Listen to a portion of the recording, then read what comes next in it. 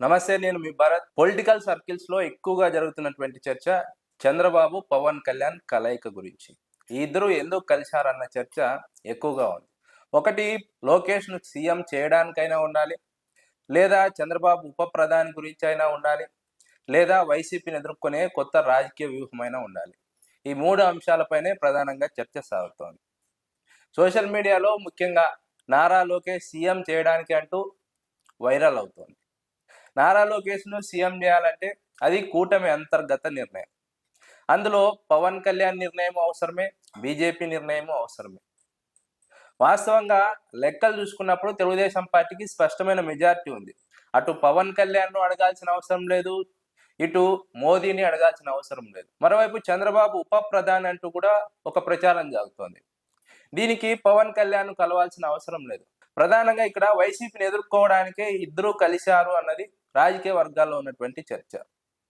YCP అగ్రెసివ్గా Telugu Desam party పైన దాడి చేస్తోంది. లడ్డు అంశంలో ముఖ్యంగా వైసీపీని ఇరికించాలని తెలుగుదేశం పార్టీ చాలా ట్రై చేసింది. కానీ అన్నీ కూడా తెలుగుదేశం పార్టీకి వ్యతిరేకంగా మారుతున్నాయి. సిట్ అధికారుల రిపోర్ట్లో యానిమల్ ఫ్యాట్ లేదని తేలడం ఒక ఇబ్బందికర పరిణామం అయితే, ఆ విషయంలో బీజేపీ చంద్రబాబుకు మద్దతుగా లేకపోవడం ఇంకో ఇబ్బందికర పరిణామం. ఇవన్నీ కాదన్నట్టుగా టీటీడీ చైర్మన్ బిఆర్ నాయుడు వ్యవహార శైలి వెలుగులోకి రావడం, ఆయనకు వేరే సంబంధాలు ఉన్నాయంటూ వైఎస్ఆర్సీపీ పెద్ద ఎత్తున ప్రచారం చేయడం, వైసీపీ మీడియా సోషల్ మీడియాలో పెద్ద ఎత్తున ప్రచారం చేయడంతో ఇప్పుడు ఈ అంశం పైన టీడీపీ ఏదో ఒక నిర్ణయం తీసుకోవాలి. ఎందుకంటే గతంలో వైసీపీ హయాంలో పృథ్వీరాజ్ పైన వెంటనే ఇలాంటి ఆరోపణలు వచ్చినప్పుడు చర్యలు తీసుకున్నారు. వైసీపీ వాళ్ళు బయటికి పంపించేశారు. ఆ తర్వాత పార్టీలో కూడా ఆయనని యాక్టివ్గా ఉంచుకోలేదు. ఇప్పుడు బిఆర్ నాయుడు పైన కూడా అదే డిమాండ్ చేస్తుంది వైఎస్ఆర్సీపీ. ఖచ్చితంగా బిఆర్ నాయుడుని తొలగించాలి, ఆ స్థానంలో వేరే వాళ్ళని నియమించాలన్నది వైఎస్ఆర్సీపీ వాదన. ఈ నేపథ్యంలోనే చంద్రబాబు పవన్ కళ్యాణ్ భేటీ అయి ఉంటారు.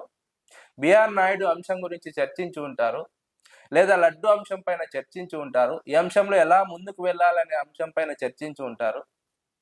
ఒకవేళ బిఆర్ నాయుడును టీటీడీ చైర్మన్ గా తొలగిస్తే ఎవరిని ఆ స్థానంలో నియమించారు?